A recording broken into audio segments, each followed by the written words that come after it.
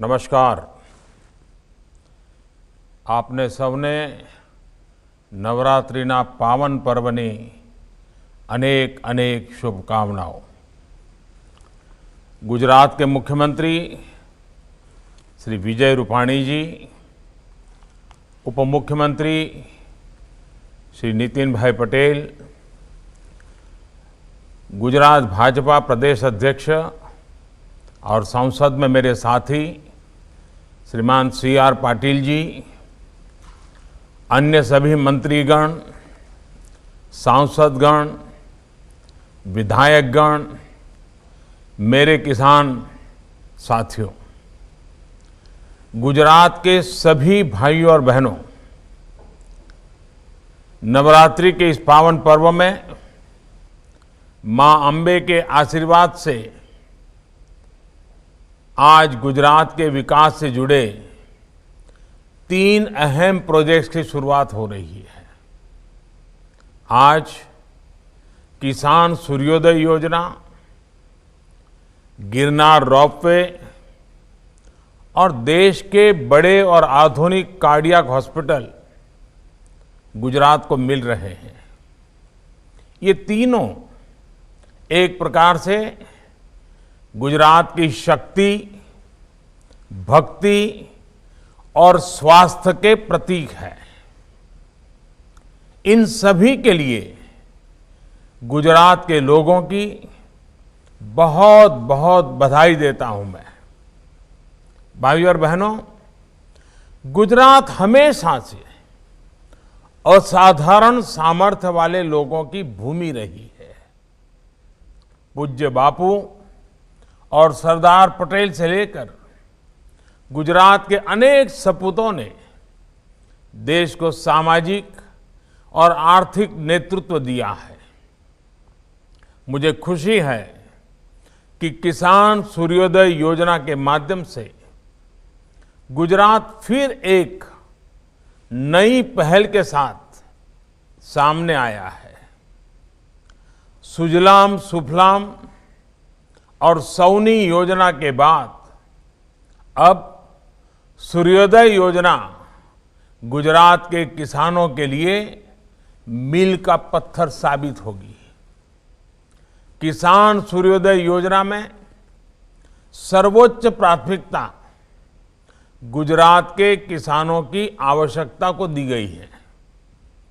बिजली के क्षेत्र में बरसों से गुजरात में जो काम हो रहे थे, वो इस योजना का बहुत बड़ा आधार बने हैं। एक समय था जब गुजरात में बिजली की बहुत किल्लत रहती थी। 24 घंटे बिजली देना बहुत बड़ी चुनौती थी। बच्चों की पढ़ाई हो, किसानों के लिए सिंचाई हो, उद्योगों के लिए कमाई हो, ये सब कुछ इस एक कारण से बहुत प्रभावित होता था। ऐसे में बिजली के उत्पादन से लेकर ट्रांसमिशन तक हर प्रकार की कैपेसिटी तैयार करने के लिए मिशन मोड पर काम किया गया। गुजरात देश का पहला राज्य था जिसने सौर ऊर्जा के लिए 1 दशक पहले ही व्यापक नीति बनाई थी। जब साल 2010 में पाटन में सोलार पावर प्लांट का उद्घाटन हुआ था, तब किसी ने कल्पना भी नहीं की थी कि एक दिन भारत दुनिया को वन सन, वन वर्ल्ड, वन ग्रिड उसका रास्ता दिखाएगा। आज तो भारत सोलर पावर के उत्पादन और उपयोग दोनों के मामले में दुनिया के अग्रणी देशों में है। बीते 6 सालों में देश सौर ऊर्जा के उत्पादन के मामले में दुनिया में 5वें नंबर पर पहुंच चुका है और तेजी से आगे बढ़ रहा है। भाइयों और बहनों, जो गांवों से नहीं जुड़े हैं, खेती से नहीं जुड़े हैं, उनमें से बहुत कम को ही पता होगा कि किसानों को सिंचाई के लिए ज्यादातर रात में ही बिजली मिलती है। ऐसे में खेत में सिंचाई के समय किसानों को रात भर जागना पड़ता है। जूनागढ़ और गिर सोमनाथ जैसे इलाकों में जहां से किसान सूर्योदय योजना शुरू हो रही है, वहां तो वाइल्ड लाइफ, जंगली जानवरों का भी बहुत ज्यादा खतरा रहता है। इसलिए किसान सर्वोदय योजना न सिर्फ राज्य के किसानों को सुरक्षा देगी, बल्कि उनके जीवन में नया सवेरा भी लाएगी। किसानों को रात के बजाय जब सुबह सूर्योदय से लेकर के रात 9 बजे के दौरान 3 फेज बिजली मिलेगी, तो यह नया सवेरा ही तो है। मैं गुजरात सरकार को इस बात के लिए भी बधाई दूंगा कि बाकी व्यवस्थाओं को प्रभावित किए बिना ट्रांसमिशन की बिल्कुल नई कैपेसिटी तैयार करके ये काम किया जा रहा है। इस योजना के तहत अगले 2-3 वर्षों में लगभग 3,500 सर्किट किलोमीटर नई ट्रांसमिशन लाइनों को बिछाने का काम किया जाएगा। मुझे बताया गया है कि आने वाले कुछ दिनों तक 1000 से ज्यादा गांवों में ये योजना लागू भी हो जाएगी। इनमें भी ज्यादा गांव आदिवासी बाहुल्य इलाकों में है। जब इस योजना का पूरे गुजरात में विस्तार हो जाएगा, तो ये लाखों किसानों के जीवन को, उनकी रोजमर्रा की जिंदगी को पूरी तरह बदल देगी। साथियों, किसान की आय दोगुनी करने के लिए, लागत कम करने के लिए, उनकी परेशानी कम करने के लिए बदलते समय के साथ हमें अपने प्रयास बढ़ाने ही होंगे। किसानों को कहीं पर भी अपनी उपज बेचने की आजादी देना हो, या फिर हजारों किसान उत्पादक संघों का निर्माण, सिंचाई की अटकी हुई परियोजनाओं को पूरा करने का काम हो, या फिर फसल बीमा योजना में सुधार, यूरिया की 100% नीम कोटिंग हो, या फिर देश भर के करोड़ों किसानों को सॉइल हेल्थ कार्ड, इसका लक्ष्य यही है कि देश का एग्रीकल्चर सेक्टर मजबूत हो, किसान को खेती करने में मुश्किल न हो। इसके लिए निरंतर नई नई पहल की जा रही है। देश में आज अन्नदाता को ऊर्जादाता भी बनाने के लिए काम किया जा रहा है। कुसुम योजना के तहत किसान उत्पादक संघ, एफपीओज, कोऑपरेटिव्स, पंचायतों, ऐसे हर संस्थानों को बंजर जमीन पर छोटे छोटे सोलर प्लांट लगाने में सहायता दी जा रही है। देश भर के लाखों किसानों के सोलर पंपों को भी ग्रिड से जोड़ा जा रहा है। इससे जो बिजली खेतों में पैदा होगी, उसको किसान जरूरत के हिसाब से अपनी सिंचाई के लिए उपयोग कर पाएंगे और अतिरिक्त बिजली को बेच भी पाएंगे। देश भर में करीब 70.5 लाख किसान परिवारों को सोलर पंप लगाने में मदद की जा रही है। इससे किसानों को सिंचाई की सहूलियत भी मिलेगी और उन्हें अतिरिक्त आय भी हो जाएगी। साथियों, गुजरात ने तो बिजली के साथ साथ सिंचाई और पीने के पानी के क्षेत्र में भी शानदार काम किया है। इस कार्यक्रम में जुड़े हम सभी जानते हैं कि गुजरात में पानी की क्या स्थिति थी। बजट का बहुत बड़ा खर्चा, सालों तक पानी के पीछे ही खर्चना पड़ा है। ये बहुत लोगों को अंदाज नहीं होगा कि गुजरात पर पानी के पीछे आर्थिक बोझ बहुत बड़ा रहता था। बीते 2 दशकों के प्रयासों से आज गुजरात के उन जिलों, उन गांवों तक भी पानी पहुंच गया है जहां कोई पहले सोच भी नहीं सकता था। आज जब हम सरदार सरोवर को देखते हैं, नर्मदा जी के जल को गुजरात के सूखाग्रस्त क्षेत्रों तक पहुंचा रही नहरों के नेटवर्क को देखते हैं, वाटर ग्रिड्स को देखते हैं, तो गुजरात के लोगों के प्रयासों पर गर्व होता है। गुजरात के करीब 80% घरों में आज नल से जल पहुंच चुका है। बहुत जल्द गुजरात देश के उन राज्यों में होगा जिसके हर घर में पाइप से जल पहुंचेगा। ऐसे में जब आज गुजरात में किसान सर्वोदय योजना शुरू हो रही है, तो सभी को अपना एक प्राण, एक मंत्र फिर दोहराना है। ये मंत्र है पर ड्रॉप मोर क्रॉप का, पर ड्रॉप मोर क्रॉप का। जब किसानों को दिन में बिजली मिलेगी तो हमें ज्यादा से ज्यादा पानी बचाने पर भी उतना ही जोर देना है, वरना ऐसा ना हो कि चलो भाई बिजली आई है, पानी बह रहा है, हम आराम से बैठे हैं, फिर तो गुजरात बर्बाद हो जाएगा, पानी खत्म हो जाएगा, जिंदगी मुश्किल हो जाएगी। दिन में बिजली मिलने की वजह से किसानों के लिए भी माइक्रो इरिगेशन की व्यवस्थाएं करना आसान होगा। गुजरात ने माइक्रो इरिगेशन के क्षेत्र में काफी प्रगति की है।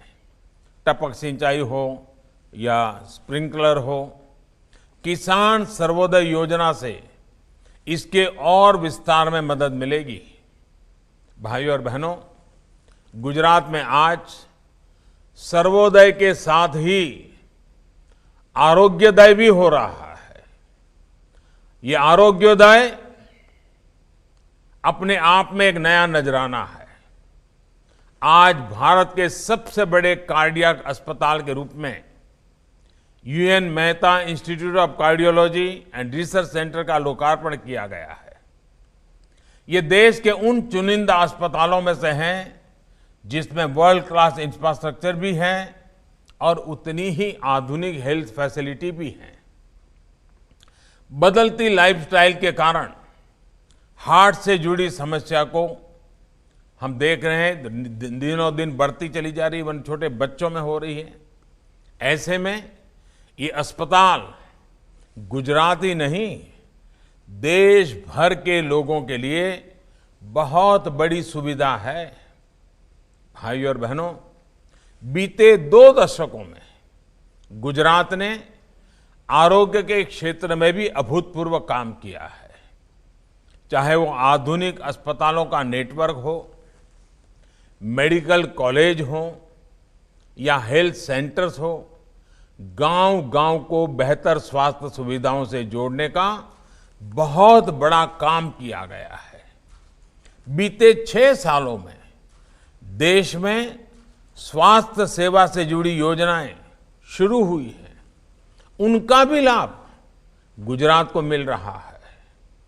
आयुष्मान भारत योजना के तहत गुजरात के 21 लाख लोगों को मुफ्त इलाज मिला है। सस्ती दवाइयां देने वाले 525 से ज्यादा जन औषधि केंद्र गुजरात में खुल चुके हैं। इसमें से लगभग 100 करोड़ रुपए की बचत गुजरात के सामान्य मरीजों को हुई है। भाइयों और बहनों, आज गुजरात को जो तीसरा उपहार मिला है, उससे आस्था और पर्यटन दोनों ही आपस में जुड़े हुए हैं। गिरनार पर्वत पर मां अंबे भी विराजती हैं, गोरखनाथ शिखर भी है, गुरु दत्तात्रेय का शिखर भी है और जैन मंदिर भी है। यहां के हजारों सीढ़ियां चढ़कर जो शिखर पर पहुंचता है वो अद्भुत शक्ति और शांति का अनुभव करता है। अब यहां विश्व स्तरीय रोपवे बनने से सबको सुविधा मिलेगी, सबको दर्शनों का अवसर मिलेगा। अभी तक मंदिर तक जाने में जो 5-5, 7-7 घंटों का समय लगता था, वो दूरी अब रोपवे से 7-8 मिनट में ही तय हो जाएगी। रोपवे की सवारी एडवेंचर को भी बढ़ाएगी, उत्सुकता भी बढ़ाएगी। इस नई सुविधा के बाद यहां ज्यादा से ज्यादा श्रद्धालु आएंगे, ज्यादा पर्यटक आएंगे। साथियों, आज जिस रोपवे की शुरुआत हुई है वो गुजरात का चौथा रोपवे है। बनासकांठा में मां अंबा के दर्शन के लिए, पावागढ़ में, सतपुड़ा में 3 और रोपवे पहले से काम कर रहे हैं। अगर गिरनार रोपवे में रोड़े न अटकाए होते तो यह इतने वर्षों तक अटका नहीं होता। लोगों को, टूरिस्टों को इसका लाभ बहुत पहले ही मिलने लग गया होता। एक राष्ट्र के रूप में हमें भी सोचना होगा कि जब लोगों को इतनी बड़ी सुविधा पहुंचाने वाली व्यवस्थाओं का निर्माण इतने लंबे समय तक अटका रहेगा तो लोगों का कितना नुकसान होता है, देश का कितना नुकसान होता है। अब जब ये गिरनार रोपवे शुरू हो रहा है तो मुझे खुशी है कि यहां लोगों को तो सुविधा मिलेगी ही, स्थानीय युवाओं को रोजगार के भी अधिक अवसर मिलेंगे।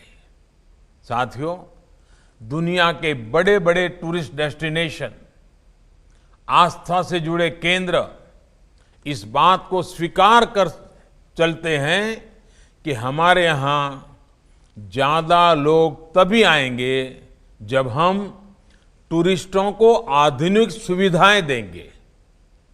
आज जब टूरिस्ट जहां भी कहीं जाता है, अपने परिवार के साथ जाता है, उसे ईज ऑफ लिविंग भी चाहिए होती है, ईज ऑफ ट्रैवलिंग भी चाहिए।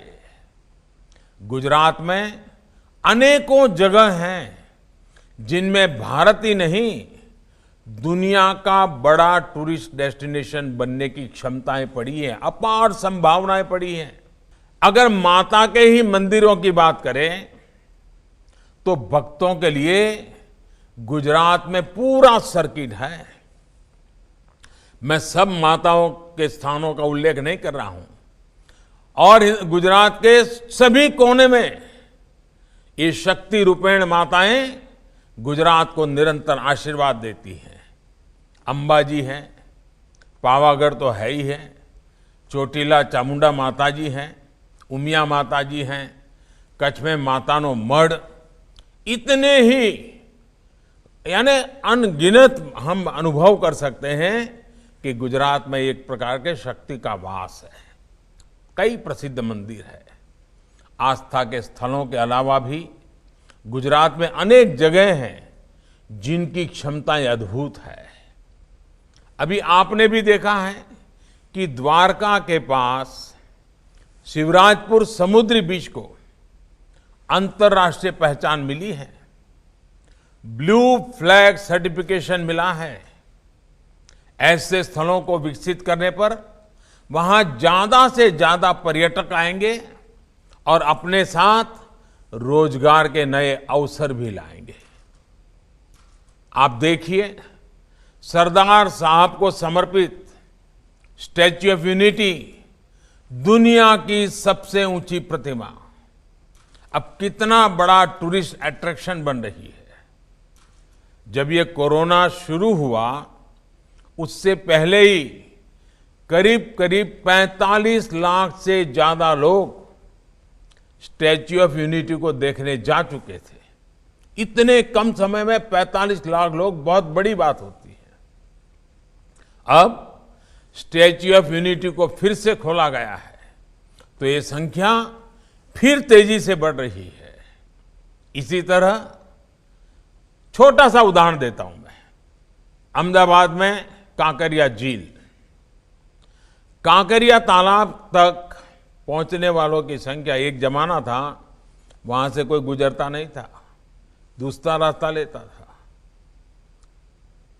उसका थोड़ा सा रिनोवेशन किया, थोड़ा टूरिस्ट को ध्यान में रख करके व्यवस्थाएं खड़ी की और आज स्थिति क्या है, वहां पर पहुंचने वालों की संख्या अब सालाना 75 लाख तक पहुंच रही है। अकेले अहमदाबाद शहर के मध्य में 75 लाख मध्यम वर्ग, निम्न मध्यम वर्ग के परिवारों के लिए ये जगह बहुत आकर्षण का कारण बन चुकी है और अनेक लोगों की रोजी रोटी का कारण भी बनी है।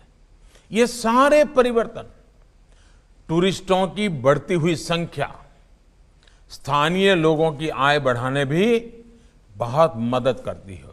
और टूरिज्म एक ऐसा क्षेत्र है जहां कम से कम पूंजी लगती है और ज्यादा से ज्यादा लोगों को रोजगार मिलता है।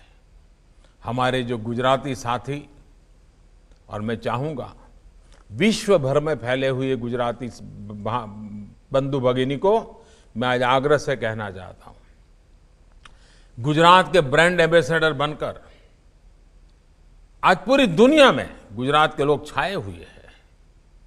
जब गुजरात अपने यहां नए नए आकर्षण का केंद्र बना रहा है, भविष्य में भी बनाने वाला है, तो दुनिया भर में फैले हुए हमारे गुज्जू बंधुओं से मैं कहूंगा वो हमारे सभी साथी उनकी बातों को पूरी दुनिया में अपने आप ही लेकर के चले जाएं, दुनिया को आकर्षित करें, गुजरात के टूरिस्ट डेस्टिनेशन से परिचित कराएं। हमें इसी को लेकर आगे चलना है, आगे बढ़ना है। एक बार फिर सभी गुजरात के मेरे भाइयों बहनों को इन आधुनिक सुविधाओं के लिए मैं बहुत बहुत बधाई देता हूं। मां अंबे के आशीर्वाद से गुजरात विकास की नई ऊंचाइयों पर पहुंचे, मेरी यही प्रार्थना है। गुजरात स्वस्थ रहे, गुजरात सशक्त बने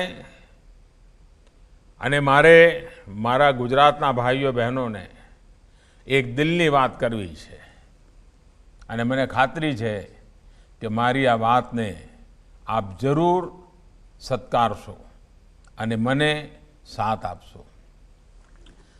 કોરોના વાયરસ છે ત્યાં સુધી સાવચેત રહેવું ખૂબ જ જરૂરી છે। 2 ગજની दूरी खूब ज जरूरी, मास्क पहरवो पण एकदम जरूरी, साबुथी नियमित हाथ धोता रहो, ज्यां सुधी दवा नहीं त्यां सुधी ढिलास नहीं। इन्हीं शुभकामनाओं के साथ आपका आभार, बहुत बहुत धन्यवाद। नमस्कार, मैं हूं संदीप चौधरी। अगर आपको ये वीडियो पसंद आया हो तो इसे लाइक और शेयर जरूर करें और हाँ, हमें सब्सक्राइब और फॉलो करना ना भूलें ताकि आप देश और दुनिया की कोई खबर मिस ना करें। तो जुड़िए हमारे साथ और देखते रहिए News 24।